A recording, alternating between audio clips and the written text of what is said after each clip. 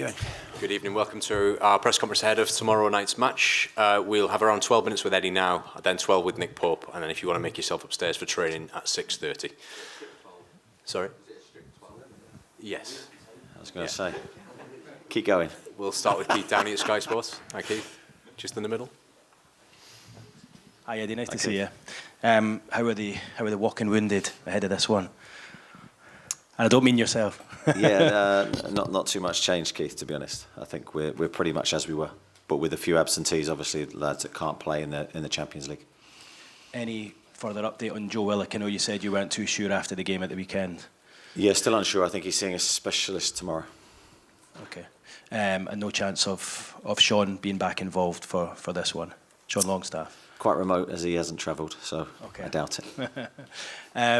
How are you coping with that? Because obviously you haven't asked a lot of the players who are playing full 90 minutes. What is the mood around the camp like of those who have been heavily involved over the last couple of weeks? Yeah, the mood of the group's very good, especially after the result of the weekend. I think that was a pivotal moment for us because, as I said after the game, very easy to feel sorry for yourselves or to focus on the players that aren't with us. The lads did incredibly well to blank that out and just perform at a very high level to win against a very good Chelsea team. We'll go to Matthew Raisbeck and then Lee Ryder. Matthew? Hi, Eddie. Hi, in Milan and in Dortmund, you didn't train at the stadium the day before the match, but here in Paris tonight you will. So why have you changed it for this one? Yeah, change of feel. Just a different routine. You never know how these things affect your performances. The results you can never guarantee, but performance, we're looking for an improvement from our 2 away games, so that's why we've done what we've done today.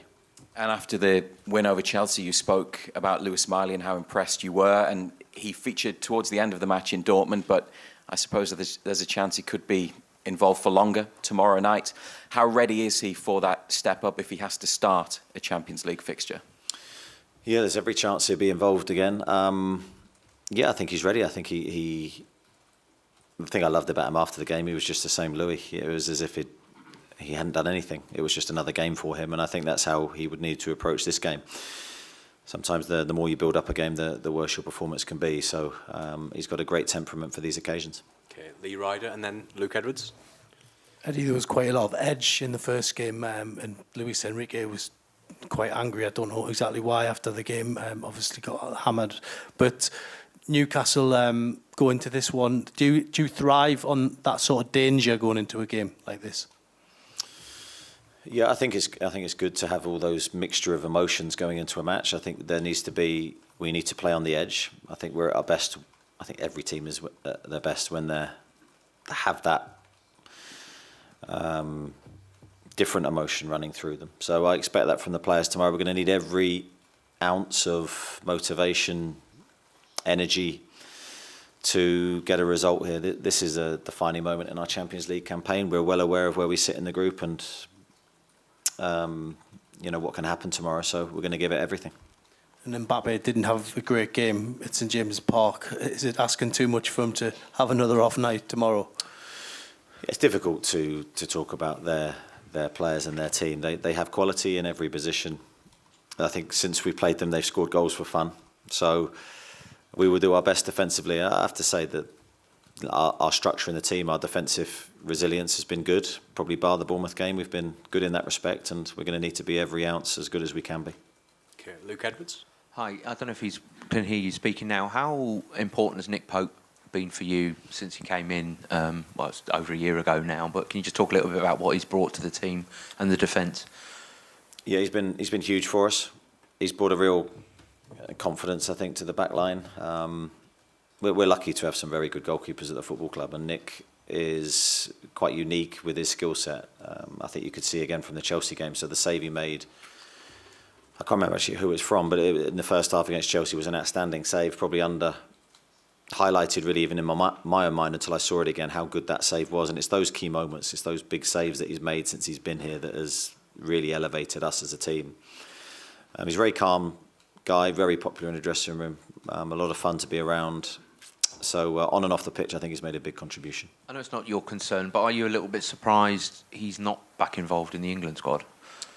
Yeah, I've been asked this a lot. I think I can never put myself in Gareth's shoes. I've never walked in those shoes as an international manager, so I can't, and I never will, critique his decisions.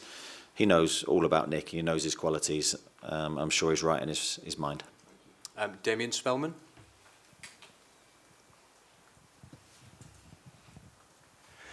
Hi, Eddie. Luis Enrique this morning spoke about how impressed he was with the intensity with which he played against Chelsea. Do you have to reproduce that tomorrow night, or do you have to play in a different way here? I think we need different tools for different games. I think that's been... We sort of had one successful formula. We've had different ways, but one main force or one way of playing that has been a big force for us. But we have tweaked, and from different games, we've had different game plans. Certainly this is a one-off game for us. So quite how we're going to prepare and what we're going to do, you'll have to wait and see. But I think the hallmark of how we play can never change the fundamentals, but there will be tweaks around the opposition, as there always is. Just down at the front on the right side.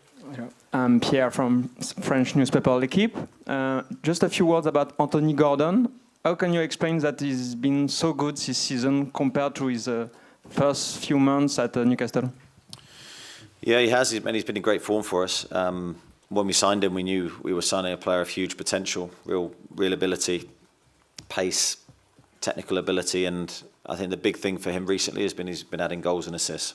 So I think when you look at his last game, it's a brilliant goal he scored when he moved to the striker role, and his cross for Jamal Lascelles' goal was, I said it after the game, was probably the key moment, and it was a moment of quality that helped secure us the 3 points. So from my perspective, his work rate off the ball has been at a really high level all through his time here. But we really encourage him to keep adding those valuable goal contributions to us. Okay, John Murray in the middle here, and then Craig Hope. Hi, Eddie. When you say this is the defining moment of the Champions League campaign, when you look at the group, when you study it, and it's 7-6-5-4, what do you think is the minimum that you need from these final two matches? Or are you thinking you might have to win them both? Yeah, it is difficult to predict, as you know, John, when you're doing your job, to predict football matches and what the results may be and the permutations of other games. We try not to lose energy doing that. I think from our side, we're prepared to try and win this game. That's all we can do, and then worry about Milan afterwards. We're certainly not in a strong position. We're not in the position that we wanted to be, but we are where we are, and we have to just focus on this game, and I think it's imperative we don't lose. And how do you think you are coping with it, with the workload that you've had, never having been in this position? There was so much talk about it this season with all of the demands and all of the competitions, and obviously the injuries are what they are, but generally? Generally, I've said many times, personally, really enjoying everything that's happening this season in terms of the competitions, the build-up to games, the analysing and preparing of games. I'm really enjoying that side of it. The only disappointment is the injuries from our side, because it's taken away our ability to rotate and maybe do a little bit more tactically. It's left us a little bit one-dimensional, but that's where we are. And again, we're trying to concentrate on what we can control and not what we can't. Craig Hope and then Simon Bird. Continuation on the subject of Anthony Gordon. Is he emerging as something of a talisman for you? He's only missed one game this season. Is he becoming your Kylian Mbappe in many ways? Good headline, Craig, that one. Yeah, well, he's a unique player himself. Yes, I mean, he's played games. He's been robust for us, and that's something we're putting more and more importance on with our players, because players that can continue to play every 2-3 days that's a skill in itself, I think. I think he's done very well physically this year, because the outputs he gives the team are extremely high every week, but he's managing at the moment to recover and then go again. He plays a little bit like you said earlier, sort of on the edge. He's a fierce competitor, and yeah, I'm delighted with his progress this season. He's really come on, and he's become a massive player for us. And he was up against on Saturday a couple of Chelsea players, similar age, similar profile, who are in the England setup. Anthony isn't. Does that surprise you?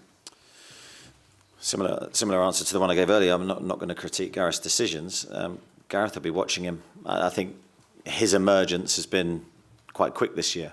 So he's really started his goal contributions and assists, as I said earlier, in the last few months.